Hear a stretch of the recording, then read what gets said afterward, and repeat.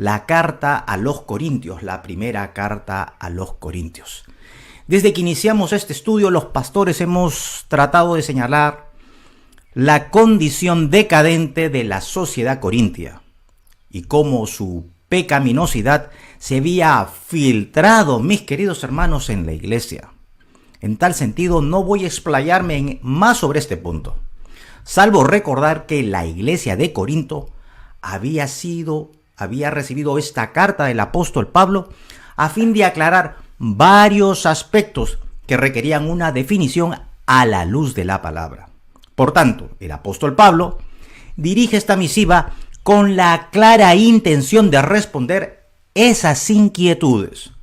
Asimismo, debo recordarte, mis queridos hermanos, debo recordarles que muchas veces se ha tratado de desvirtuar algunos aspectos de las enseñanzas del apóstol Pablo, señalando que son esto meras tradiciones. Sin embargo, debemos indicar de manera categórica que toda la escritura de Dios, desde Génesis hasta Apocalipsis, es inspirada por Dios y por tanto útil para enseñar, para redarguir, para corregir y para instruir en justicia, tal como lo señala la segunda carta a Timoteo, capítulo 3, versículo 16. Por tanto, trataremos en los próximos minutos de estudiar la intencionalidad del autor, es decir, qué buscaba el apóstol Pablo al enseñarnos estas reglas de conducta. Así que trae tu Biblia a la mano, tu cuaderno de notas, tu bolígrafo, y no permitas que nada ni nadie pueda quitarte la oportunidad de aprender más de la palabra del Señor. Mis amados hermanos, amigos que nos están viendo a través de esta transmisión, tanto en Facebook como en nuestro canal de YouTube, nuestro ánimo es únicamente mostrar lo que está escrito. No tratamos de presentar nuestra idea, sino que la misma palabra por sí misma sea revelada a cada uno de nosotros a través del poder del Espíritu Santo. En tal sentido, hoy abordaremos el capítulo 11 de la primera carta a los Corintios. El capítulo 11 de la primera carta a los Corintios. Este capítulo tiene dos grandes bloques. El primer bloque atañe al atavío de las mujeres, versículos del 2 al 16. Y el segundo bloque aborda aspectos sobre la cena del Señor, versículos del 17 al 33. Sin más introducción, entonces, mis queridos hermanos, quiero invitarlos a que abran sus Biblias. Quien les habla va a estar leyendo la versión Reina Valera del 60, pero si tú tienes otra versión de la Biblia, no hay ningún problema. Quiero invitarte a que por favor nos acompañes con la lectura. Entonces, vayamos al primer versículo del capítulo 11 de la primera carta a los Corintios. Dice así el apóstol Pablo: sed imitadores de mí, así como yo de Cristo. Así como yo de Cristo. Pablo señala con autoridad que la iglesia de Corinto debía imitarlo. Eso demuestra definitivamente que su prédica era fiel a la palabra y su condición de santidad se veía reflejada en su andar diario. Pero podemos estar preguntándonos, ¿por qué debemos ser imitadores del apóstol Pablo? Y la respuesta la encontramos en la segunda parte del mismo versículo, que indica que Pablo, ¿qué cosa era? Imitador de nuestro Señor Jesús. En tal sentido, nosotros, los líderes y los pastores de la iglesia, tenemos una tremenda responsabilidad, ya que somos los referentes para nuestros hermanos más jóvenes en la fe. Y querido hermano, amigo que nos estás escuchando por primera vez, y no es que seamos perfectos, pero sí te puedo decir que estamos comprometidos firmemente en seguir las pisadas de nuestro Señor Jesús. Pero sigamos avanzando. Ahora entremos de lleno a este bloque importante que tiene por título en la versión Reina Valera del 60, Atavío de las mujeres. Y para eso vamos a leer los versículos 2 y el versículo 3. Vayamos entonces y continuemos estudiando el capítulo 11 de la primera carta a los Corintios. Dice así el apóstol: Os hablo, hermanos, porque en todo os acordáis de mí y retenéis las instrucciones tal como os las entregué. 3. Pero quiero que sepáis, ahí hay un pero quiero que sepáis que Cristo es la cabeza de todo varón. ¿Y el varón es la cabeza de quién? De la mujer. ¿Y Dios es la cabeza de quién? De Cristo. ¡Gloria a Dios! Muy bien, vamos a leerlo nuevamente, ¿qué les parece? Pero quiero que sepáis que Cristo es la cabeza de todo varón. Y el varón es la cabeza de la mujer. Y Dios es la cabeza ¿de quién? De nuestro Señor Jesucristo. Efectivamente. Pablo, para enseñarnos una verdad eterna, primeramente explica un orden jerárquico. Él va a enseñarnos una aplicación directa para la iglesia, pero para sustentar, para argumentar esta posición, él enseña un principio de una jerarquía, un orden jerárquico. Para comenzar debemos indicar que tenemos un Dios trino, es decir, un Dios Padre, un Dios Hijo y un Dios Espíritu Santo. Un solo Dios en 3 personas, por lo cual cada una de estas personas merece toda la gloria y toda la honra y toda la adoración. Dios Padre, mis queridos hermanos, no es más que nuestro Señor Jesucristo. Mis queridos hermanos, en Filipenses capítulo 2, versículo 6 dice sobre nuestro Señor Jesucristo, el cual siendo en forma de Dios, no estimó el ser igual a Dios como cosa que aferrarse, sino que se despojó a sí mismo, tomando forma de siervo, hecho semejante a los hombres, y estando en la condición de hombre, se humilló a sí mismo, haciéndose obediente hasta la muerte y muerte de cruz. Por lo cual Dios también le exaltó hasta lo sumo y le dio un nombre que es sobre todo nombre. Jesús tiene la misma esencia del Padre. Y por lo tanto, ambos son dignos de toda alabanza. Cristo no es menos que el Padre. Sin embargo, Pablo nos señala que hay un orden jerárquico establecido por Dios, el cual Dios es la cabeza de ¿quién, mis queridos hermanos? De nuestro Señor Jesucristo. Gloria a Dios. Entonces Él quiere enseñarnos un orden, algo establecido por Dios. Y para Él, y para eso, Pablo toma como referencia el orden jerárquico establecido entre el Padre y nuestro Señor Jesucristo. Para comprender mejor este punto, quiero citar los siguientes versículos bíblicos que van a ampliar y van a elevar nuestro entendimiento sobre esta verdad. Quiero invitarte que por favor vayas al Evangelio de Juan, capítulo 3, versículo 38. Juan, capítulo 6, versículo 38. Vamos hoy día a utilizar bastante la Biblia. Versículo 38 del capítulo 6 del Evangelio de Juan. Voy a seguir leyendo la versión Reina Valera del 60. Dice así el apóstol Pablo. Dice así el Señor Jesucristo, me corrijo. Dice así el Señor Jesucristo. Porque he descendido del cielo no para hacer mi voluntad. Fíjense, el Señor Jesús, siendo en forma de Dios, el cual estimó no como cosa que aferrarse, Él siendo Dios, dice, no para hacer mi voluntad, sino para hacer la voluntad de ¿quién? Sino la voluntad del que me envió. o sea, del Padre. ¿Se dan cuenta, mis queridos hermanos, amigos?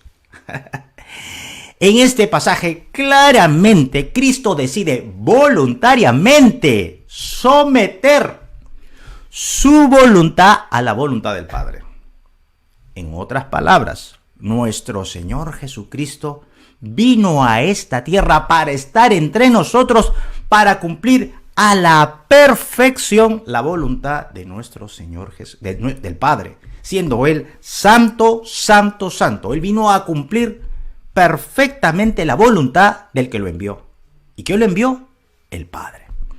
Jesús, en el capítulo 4 del Evangelio de San Juan, versículo 34, nos deja registrado su sumisión ante el Padre.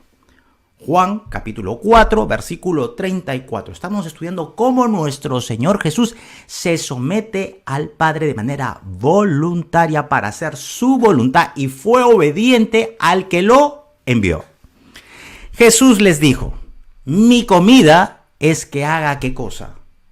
La voluntad del que me envió y que acabe su obra. ¿De quién era la obra? Del Padre. Él vino a hacer la obra del Padre. ¿Y a hacer la voluntad de quién? Del Padre. Él se sometió voluntariamente a la voluntad del Padre. Se sometió. Es una verdad eterna. Entonces el apóstol Pablo casualmente nos está hablando de este sometimiento. Voluntario, por amor. El Señor fue obediente. Cumplió a la perfección el mandato divino del Padre. Pero sigamos ampliando este pasaje, este principio eterno de la palabra. Vayamos por favor a Mateo 26, capítulo 39. Esto está pero muy bueno, mi querido hermano. Buenísimo, buenísimo, buenísimo. Pon tu cuaderno de notas, tu bolígrafo, toma nota, porque esto tienes que repasarlo una y otra vez. Esto es una verdad eterna que va a traer una gran bendición para tu casa. Mateo capítulo 26, versículo 39, y voy a seguir leyendo la versión Reina Valera del 60. Yendo un poco adelante, fíjense, estos instantes son previos a la crucifixión. Yendo un poco adelante, hablando de nuestro Señor Jesucristo, se postró su rostro. Imagínense, el Rey de Reyes, el Señor de Señores, se postra sobre su rostro, orando y diciendo: Padre mío, si es posible, pase de mí esta copa. Él no quería atravesar esa situación. Era una situación dolorosa, no solamente física. No hay ninguna película de Hollywood que pueda representar el dolor profundo de nuestro Señor Jesucristo en la cruz del Calvario. No existe ninguna película que pueda asemejarse al dolor profundo de nuestro Señor Jesucristo. Si es posible, pase de mí esta copa. Pero, ese pero cambia la historia. Pero no sea como yo quiero, dice el Señor Jesucristo. ¡Qué tremendo! Sino como tú. ¡Qué tremendo! ¿Qué hace el Señor Jesucristo? Se somete.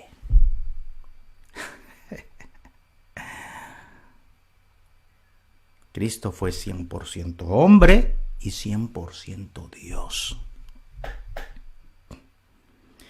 Y Jesucristo le dice al Padre que no se haga como yo quiero, sino como tú. Que no se haga como yo quiero, sino como tú. Y esta enseñanza, mis queridos hermanos, puede ir en contra de lo que se escucha en nuestro entorno. La palabra de Dios es viva y es eficaz. Y esta palabra puede ir en contra de los cánones establecidos por la sociedad. Pero Jesucristo mismo es el ejemplo claro de sometimiento a la voluntad del Padre. ¿Y por qué lo hizo? Por amor a nosotros. Pero no sea como yo quiero, decía Jesucristo, sino como tú. Así venimos de venir a la palabra. Señor, yo tengo una forma de pensar, una forma de actuar, pero no quiero hacer lo que yo quiero, sino quiero hacer lo que tú quieres. Como está escrito en tu palabra, como tú me le enseñas. No quiero hacer mi parecer, sino quiero hacer lo que a ti te agrade. Ayúdame a hacer tu voluntad. Yo vengo con una forma de pensar, yo vengo con una estructura de pensamiento, yo vengo con una serie de pensamientos, pero yo me someto voluntariamente por amor a tus planes, a tus propósitos, a tus deseos, a tus anhelos, a lo que está escrito en tu palabra. El Evangelio, como hemos dicho anteriormente, es locura para los que se pierden, pero para nosotros, los hijos de Dios, es, ¿qué cosa? Poder. Poder de Dios. Mis queridos hermanos, amigos y familiares que nos siguen domingo a domingo a través de esta transmisión en vivo y ahora a través de nuestro canal de YouTube. Cristo decide someter voluntariamente su voluntad, valga la redundancia. Y este es el principio que el apóstol Pablo está enseñando a la iglesia de Corinto a fin de comprender el siguiente principio de conducta que debe regir a la iglesia. Entonces, primero establece este orden jerárquico que establecido en la palabra dada por Dios, y a partir de este principio bíblico enseña un principio de conducta que debe regir a la iglesia, a su amada iglesia. Tal como Cristo es la cabeza del varón, el varón es la cabeza de la mujer. Y por si acaso, esto no significa, por supuesto, que la mujer es menos que el varón, ni tampoco que es más que él, sino que ambos, hombre y mujer, han sido creados por Dios para la gloria de Él. Sin embargo, por un asunto de jerarquía, Dios ha puesto al varón como cabeza de la mujer. Y Pablo sustenta este principio de la palabra a partir de un orden jerárquico que existe entre nuestro Señor Jesucristo y Dios. Amados, la creación de Génesis nos grita sobre este orden dispuesto por Dios. Nos habla. En ese sentido, Dios ha entregado a la mujer un rol importantísimo. ¿Y cuál es ese rol, ese papel? Ser ayuda idónea para el hombre, su esposo. Es decir, el hombre necesita de un complemento para lograr los propósitos de Dios. Quiero abrirles mi corazón. Soy un convencido que sin Marlene, mi esposa, yo no caminaría bien. Y es que Dios, sabiendo cómo soy yo, tuvo que ponerme ayuda idónea, mi complemento perfecto para cumplir con la tarea que Él me ha encomendado. Yo necesito de ese complemento perfecto. Sin ese complemento perfecto yo no puedo caminar para cumplir los propósitos que Dios tiene para mi familia, para el ministerio, para mi trabajo. No puedo cumplirlo. Yo necesito de ese complemento perfecto que Dios lo diseñó de tal forma que seamos uno en Cristo.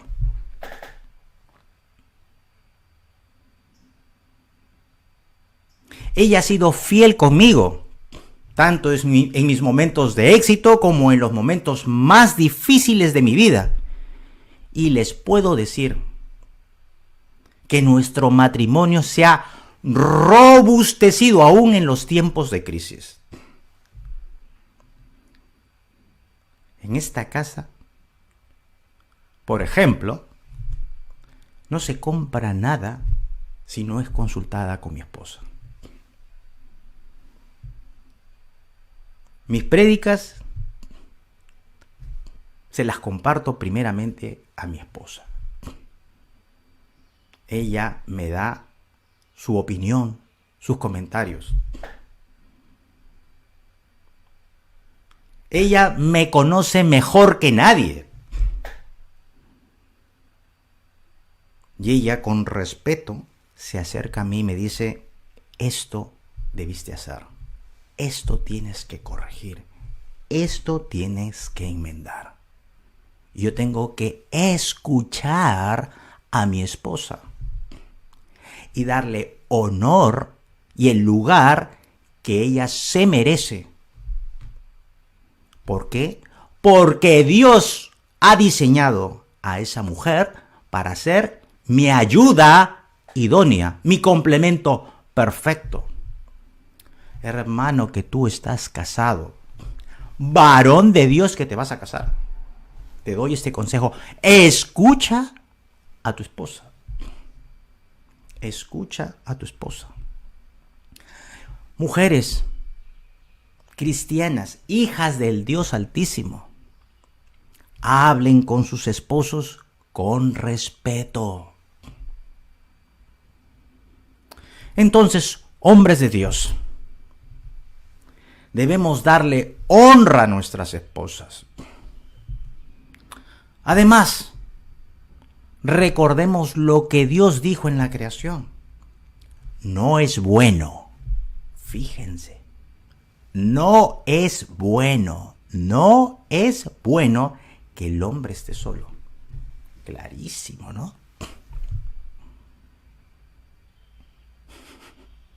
No es bueno. ¿Qué te puedo decir? Ahí está la palabra, hermano. No es bueno que el hombre esté solo.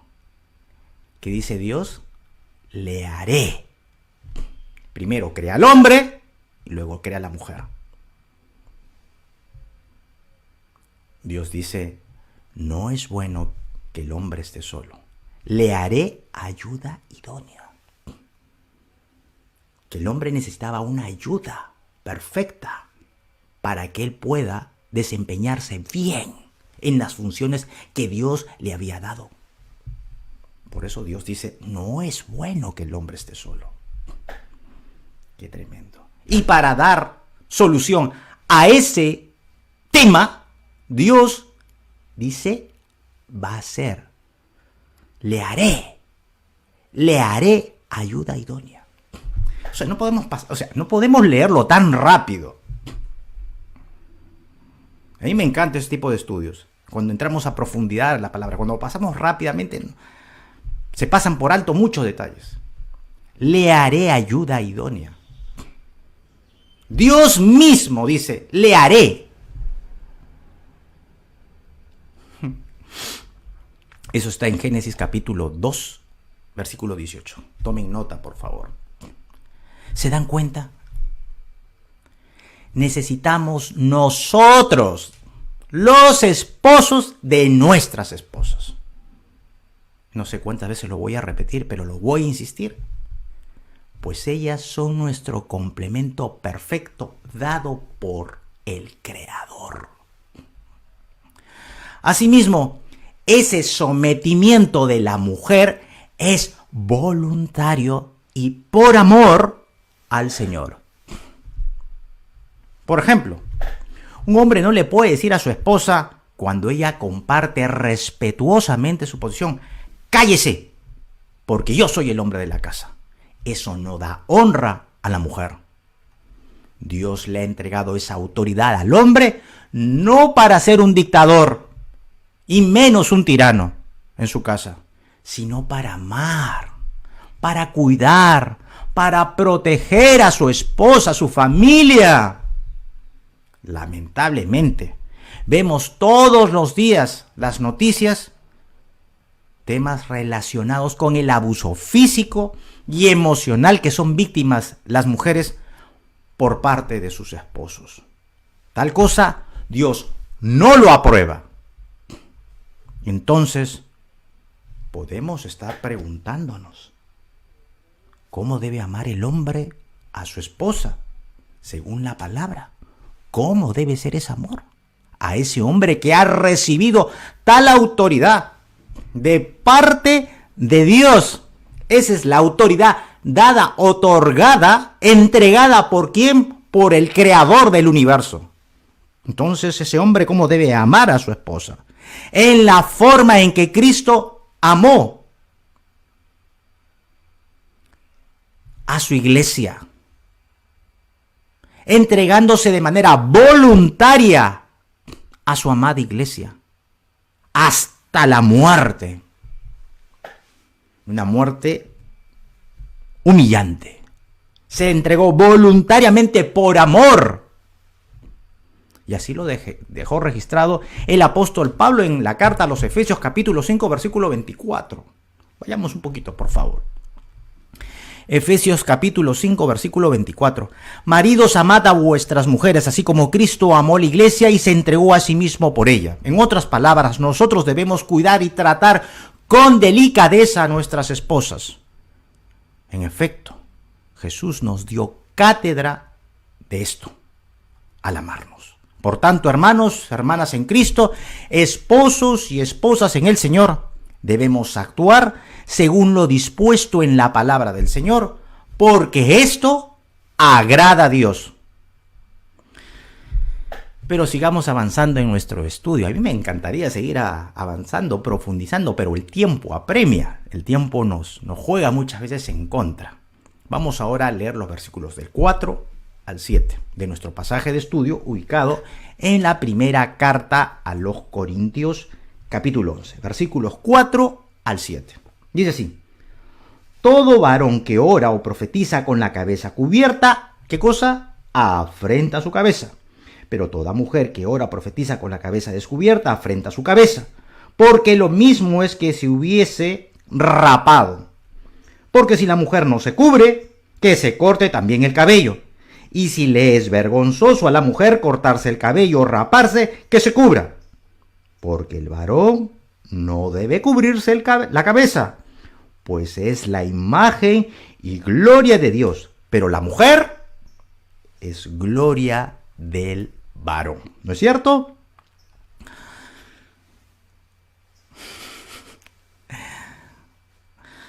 Algunas veces he escuchado decir sobre este pasaje que esto no es aplicable a nuestros tiempos. Y que es un asunto de meras tradiciones culturales de la antigüedad. Pero mis amados hermanos, amigos que nos ven a través de esta transmisión en vivo, aseverar esto es señalar que algunas partes de la palabra no son útiles para nosotros. En ese sentido, vuelvo a reiterar lo que dije al principio. Toda la palabra de Dios, desde Génesis hasta Apocalipsis, debe ser estudiada. Toda es útil para nosotros. Para redarguir, para corregir, para instruir en justicia. Entonces, vamos a profundizar lo que quiso decir Pablo con esto. ¿Qué cosa quería enseñarnos Pablo a través de este pasaje del 4 al 7? Primero, lo que Pablo está enseñándonos en este pasaje es que existe una señal visible de autoridad de Dios entregada. Para comprender mejor, debemos indicar que en los tiempos de Pablo, las mujeres sacerdotisas de la diosa Afrodita, apunten, si quieren googlearlo, buscarlo en algún libro, las mujeres sacerdotisas de la diosa Afrodita ejercían la prostitución como un culto a su diosa con D minúscula. Ellas no se cubrían el cabello, es decir, no usaban velo, y vivían alejada de los mandatos del Señor. Pablo, conocedor de esta situación, no quería que ese espíritu de liberalidad ingrese, por supuesto, a su amada iglesia. Además, al cubrirse el cabello, las mujeres mostraban una señal visible para todos que la mujer se sujetaba al orden que Dios había establecido, tal como lo señalamos al principio. Dios es la cabeza de Cristo, Cristo es la cabeza del varón, y el varón es la cabeza de su esposa. Entonces, el velo era una señal visible para todos de esa sujeción de la mujer. Entonces, aquella mujer que oraba o profetizaba con el cabello descubierto, deshonraba su cabeza. Y en este pasaje, según este pasaje bíblico, ¿quién era su cabeza? En efecto, su esposo. Por lo tanto, lo que nos enseña Pablo es que cuando la mujer participa en la iglesia, muestre su sujeción al orden jerárquico puesto por Dios desde el principio de la creación, tal como lo señalamos al inicio del mensaje. En ese sentido, Pablo señala que al igual que era vergonzoso ver en ese tiempo a una mujer con el cabello rapado, es también vergonzoso ver a una mujer que no muestra una señal de respeto al orden jerárquico establecido por nuestro Dios. Asimismo, Pablo señala que el varón es la gloria ¿de quién? De Dios. Pero podemos estar preguntándonos, y aún más las hermanas en Cristo, ¿acaso la mujer no es gloria de Dios? Y lo tengo que decir de manera contundente, por supuesto que lo es. La mujer, al igual que el hombre, son los dos, hombre y mujer, gloria de nuestro Dios. Sino que el Padre ha dado, además, a la mujer el don de ser gloria de su esposo. Por ejemplo, si una mujer en la iglesia, casada, con hijos, con muchas tareas en el hogar, sirve con corazón dispuesto, como muchas mujeres de CAP, muchas mujeres en la iglesia, sirven con corazón dispuesto y aún sacrificando su descanso por amor a la iglesia de Cristo, esa mujer está dando gloria a Dios y además honrando a su marido. Para seguir entendiendo esto mejor, quiero invitarte a que vayas al libro de los Proverbios. Sí, por favor. Capítulo 12, versículo 4. Proverbios, capítulo 12, versículo 4. Y vamos a leer solo la parte A. ¿Qué dice ahí? Vamos a leer. Proverbios, capítulo 12, versículo 4. Y voy a seguir leyendo la versión Reina Valera del 60. Dice, la mujer virtuosa es corona de ¿quién? Según este pasaje, la mujer virtuosa es corona de su marido. ¿Se dan cuenta? La mujer virtuosa es corona de su marido. Por supuesto, todo lo contrario puede pasar. Por ejemplo, cuando una mujer se viste mostrando partes que solo su esposo puede ver. Tal esposa no está honrando a su esposo. Pero sigamos avanzando en nuestro estudio. Mis queridos hermanos, esto está interesantísimo. Interesantísimo. Vayamos a leer ahora los versículos del 8 al 12. Como no tengo más tiempo. Dice el versículo del 8 al 12. Porque el varón no procede de la mujer, sino la mujer del varón. está yendo a Génesis, o sea, sustenta su posición el apóstol Pablo va al Génesis, al principio de todo, el Génesis. Pero el varón no procede de la mujer, sino la mujer del varón. Y tampoco el varón fue creado por causa de la mujer, sino la mujer por causa del varón. Hagámosle ayuda idónea, ¿se acuerdan? 10. Por lo cual la mujer debe tener señal de autoridad. Ahí está, ¿se acuerdan lo que estamos hablando? Por lo cual la mujer debe tener señal de autoridad sobre su cabeza, por causa de los ángeles. Pero en el Señor ni el varón es sin la mujer, ni la mujer sin el varón. 12. Porque así como la mujer procede del varón, también el varón nace ¿de quién? De la mujer. Pero todo procede de Dios. Qué tremendo, Pablo, es un capo. Tremendo el apóstol Pablo, realmente es increíble este hombre, ¿no? Qué tal sabiduría que Dios le había dado para poder explicar esta verdad bíblica, esta verdad eterna al cuerpo de Cristo, a la iglesia, y que finalmente llega a nosotros después de más de 2000 años y sigue siendo vigente en nuestros tiempos. Pablo amplía este concepto de la señal de autoridad sobre la cabeza de la mujer. Pero entonces se presenta la siguiente pregunta. ¿La mujer entonces debe usar velo? Tengo que decirles y responder lo siguiente. El velo era una señal, un distintivo en esos tiempos de respeto por el orden jerárquico establecido por Dios, no siendo necesario ahora. Lo que sí es aplicable, lo que sí debemos aplicar nosotros en la iglesia de Cristo, es que ese orden jerárquico establecido por Dios debe ser visible por todos.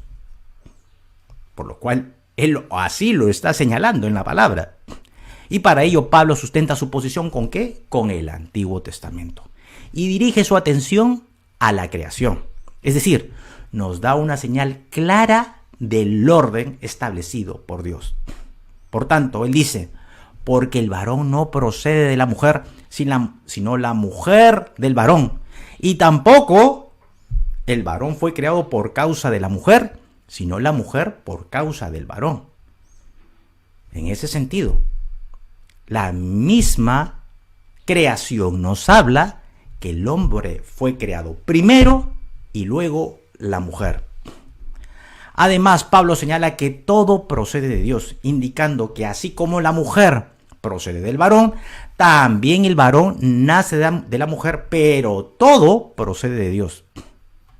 Ahora voy a dirigir mi mensaje en este instante para todos los hombres de la casa, esos sacerdotes, esos cabezas de casa que Dios ha puesto, que Dios ha delegado su autoridad sobre ellos. Insisto, escuchen a sus esposas. Recuerden que esa autoridad que tienen les ha sido delegada, es decir, procede de Dios. Por tanto, permítanme recordarles lo que el apóstol Pedro nos dejó escrito casualmente de este asunto. Vayan, por favor, hombres de la casa, al capítulo 3 de la primera carta de Pedro y ubiquémonos en el versículo 7. Primera carta de Pedro, capítulo 3, versículo 7. Miren lo que dejó registrado este hombre para que nosotros ahora lo podamos aplicar a nuestras vidas. Como siempre voy a estar leyendo la versión Reina Valera del 60. Vosotros, maridos, igualmente, vivid con ellas como sabiamente. Hay que hablar sabiduría y para eso tienes que leer la palabra, para ser sabio. Vivid con ella sabiamente, dice el apóstol Pedro, dando honor a la mujer como a vaso más frágil. Nosotros, los hombres, estamos llamados a vivir con la mujer sabiamente y darle honor como a vaso más frágil. Y y como a coherederas de la gracia de la vida. Y lo que vamos a leer en adelante, por favor, subráyelo, tome nota, grábelo en su memoria, fórjalo con fuego en tu mente, para que vuestras oraciones no tengan estorbo. Dios santo. ¿Ah? ¿No quieres que tus oraciones tengan estorbo? Entonces, aprende a vivir sabiamente con tu esposa, dándole honor como a vaso más frágil y como a coherederas de la gracia de la vida. No te escucho, no te escucho. Hay un estorbo cuando oramos y no le hemos dado el honor a la esposa. Hay un estorbo. ¿Te das cuenta? ¿Quieres que tus oraciones no tengan estorbo? Dale honor a tu mujer. Escucha a tu esposa. Cuando ella te habla con respeto, por supuesto. Cuando ella te habla con respeto, escúchala. Aprende a vivir sabiamente con ella. Amados hermanos, me gustaría seguir profundizando sobre este asunto, pero quiero ser respetuoso con el tiempo. En tal sentido, vayamos al versículo 16 de nuestro capítulo 11 de Primera de Corintios. Dice el apóstol Pablo, con todo esto, ¿no? O sea, ya había enseñado él todo este principio eterno. Con todo esto, dice, si alguno quiere ser contencioso, nosotros no. Tremendo es el Pablo, tremendo. Él ya sabía que podía esto generar contienda, conflicto, que no iba a agradar a muchos, que iba a pisar callos, que iba a incomodar a más de uno. ¿Se dan cuenta? Mire, el apóstol Pablo es tremendo. Un discernimiento de espíritu, un hombre conocedor de la palabra. Con todo esto dice, si alguno quiere ser contencioso, nosotros no tenemos tal costumbre ni las iglesias de Dios. Pablo, sabiendo que en la iglesia de Corinto estos angelitos, esto no les iba a sonar bien, ni sería del agrado de todos, termina esta enseñanza indicando que si alguno no está de acuerdo con esto y quiere discutirlo, ni en las iglesias de Dios, ni él conocen esta forma de actuar. Mis queridos hermanos, lo único que hemos tratado de exponer es a la luz de la palabra lo que está escrito. Ese es nuestro único ánimo. Que sea el Espíritu Santo aclarando tus dudas, disipando tus interrogantes. Es la palabra de Dios que tiene toda autoridad. Es la palabra de Dios que es inerrante. No hay error. Desde Génesis hasta Apocalipsis hay más de 40 autores que han escrito la palabra de Dios y no hay contradicción entre ellos, sino se complementa. Pablo sustenta su posición con el Génesis, con la creación, con lo que se hizo al principio, y enseña una verdad eterna a partir de un orden jerárquico establecido por Dios, como Cristo se somete voluntariamente al Padre. Igual debemos proceder en la casa. Y hemos visto cómo esa autoridad ha sido delegada por Dios en el hombre. Y como el hombre debe actuar con su esposa, dándole honra, dándole honor, escuchando a su esposa, poniendo atención a sus palabras. Hombres de Dios, ¿quién mejor que tu esposa? ¿Quién mejor que tu esposa que te conoce bien? Aprende a escuchar. Aprende a escuchar a tu esposa. Mujeres de Dios, hablen con respeto a su esposo. Con respeto. Ustedes han sido llamadas a darle la gloria de Dios y además ser gloria de su esposo. Dicho esto, entonces, Y habiendo profundizado un poquito sobre este tema tan interesante expuesto por el apóstol Pablo, vamos a ir a otro bloque de este capítulo 11. Este bloque habla casualmente de la cena del Señor. Amados, antes de continuar debemos reconocer que somos hijos de Dios, todos los que hemos recibido a Jesucristo como nuestro Salvador, a través de la obra maravillosa realizada por Él en la cruz del Calvario. En ese sentido, Él asumió nuestros delitos. Lo que nosotros deberíamos pagar, Él lo pagó. Sin derramamiento de sangre no hay remisión, dice el autor a los Hebreos. Él asumió nuestros delitos, nuestros pecados, nuestras transgresiones, nuestras rebeliones en la cruz. Por tanto, nos hizo libres de la muerte eterna, de ir al infierno, cambiando radicalmente nuestro destino. Cambió radicalmente, 180 grados. Nuestra posición la cambió nuestro Señor Jesucristo, haciéndonos aceptos al Padre, perdonándonos nuestros pecados, restaurando nuestras vidas, reconciliándonos con el Padre. Y finalmente, por supuesto, tener la vida eterna con Él. ¿Cómo no darle la gloria, honra y honor al Hijo de Dios, a nuestro Señor Jesucristo?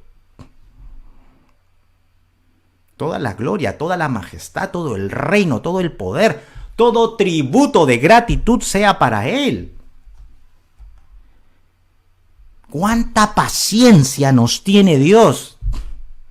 ¿Cuánta misericordia nos tiene Dios todos los días? Hoy día estamos aprendiendo su palabra para poderla implementar en nuestros hogares, en la iglesia. ¿Cuánto misericordia? ¿Cuánta misericordia nos tiene Dios?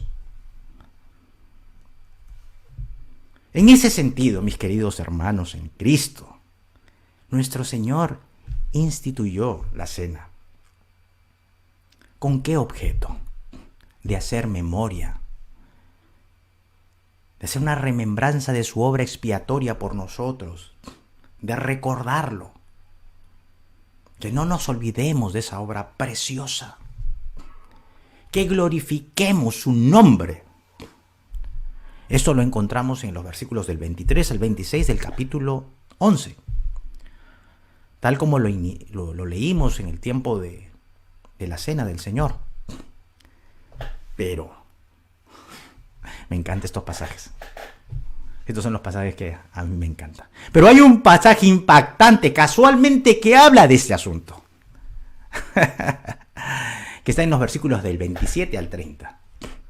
A veces a mí me encanta este tipo de estudios porque nos obliga a nosotros los pastores a hablar casualmente de temas que en algún momento a veces nos cuesta, ¿no? Son difíciles, algunos son complicados. El mismo apóstol Pedro hablaba que las enseñanzas del apóstol Pablo muchas veces no eran sencillas de comprender. El apóstol Pedro, imagínense. Pero es un tema de estudio. De estudiar, de separar un tiempo, de orar, estudiar, meditar en ella. Y es el Señor que nos aclara nuestros pensamientos, disipa nuestras dudas, nos da una nueva perspectiva.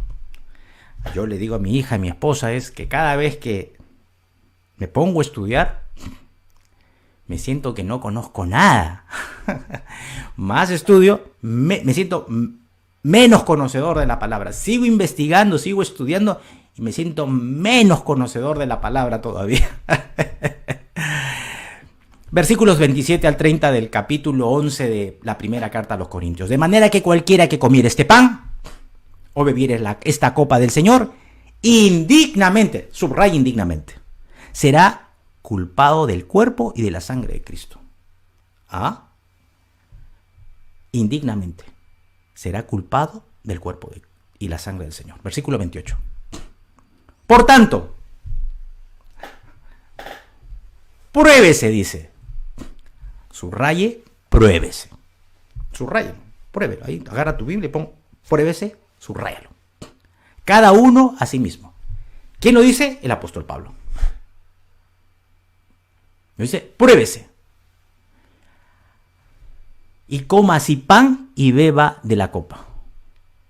¿Por qué? Y ese por qué es como, si es que no lo hacemos eso, o sea, él nos dice, oye, pruébese cada uno a sí mismo y recién come el pan. O sea, primero tenemos que probarnos a nosotros mismos y luego coma pan y beba la copa. Porque si no lo hacemos, porque el que come y bebe indignamente, sin discernir, ¿en qué cosa? Sin meditar, sin pensar, sin discernir el cuerpo del Señor, juicio come y bebe para sí. Por lo cual hay muchos enfermos y debilitados entre vosotros, y muchos duermen. Pablo es tremendo, es este hombre. Entonces, ¿qué significa tomar indignamente la cena del Señor? Amados hermanos, no significa, por si acaso, ser lo bastante bueno los días anteriores a la celebración de la Santa Cena. No, no es eso. Entonces, ¿cómo debemos entender este pasaje? Primeramente, no podemos participar de la cena del Señor con una indiferencia hacia el pecado. Es decir, que cuando pecamos manifestamos pasividad frente al mismo. Por lo tanto, no confesamos el pecado y menos lamentamos haberlo hecho. Y lo peor de todo, no tenemos ninguna intención clara de dejar el pecado. Y a pesar de todo, nos presentamos a tomar la cena del Señor. Él está diciendo claramente, pruébese cada uno a sí mismo y coma pan. O sea, tenemos que probarnos antes, pedirle perdón a Dios. En ese sentido, Pablo nos dice que así lo hacemos, comemos y bebemos juicio para sí. Si no vamos y nosotros no reflexionamos, no nos probamos a nosotros mismos, ¿qué va a suceder? Podemos comer y beber juicio para nosotros. ¿Se imaginan cuánta gracia y misericordia nos tiene Dios? Por otro lado, tomar indignamente la cena del Señor también es participar creyendo, nos vamos al otro lado, que soy lo suficientemente bueno para tomarla. Oh, no, por favor. Por favor, pastor. Impecable, inmáculo.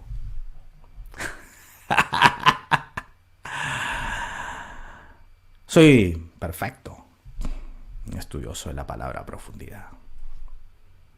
En otras palabras, tomamos indignamente cuando menospreciamos la gravedad de nuestro pecado. ¿Es cierto, no? Esto es lo que te voy a decir. Debemos tener presente que Cristo murió por cada uno de nosotros y ninguno de nosotros es digno. Todos necesitamos la cruz. ¡Todos! No hay uno. Porque tu justicia, dice la palabra, es como trapo de... No, perdón, porque tu justicia, ¿no? Es como trapo de inmundicia. La palabra lo dice. Todos necesitamos de Cristo.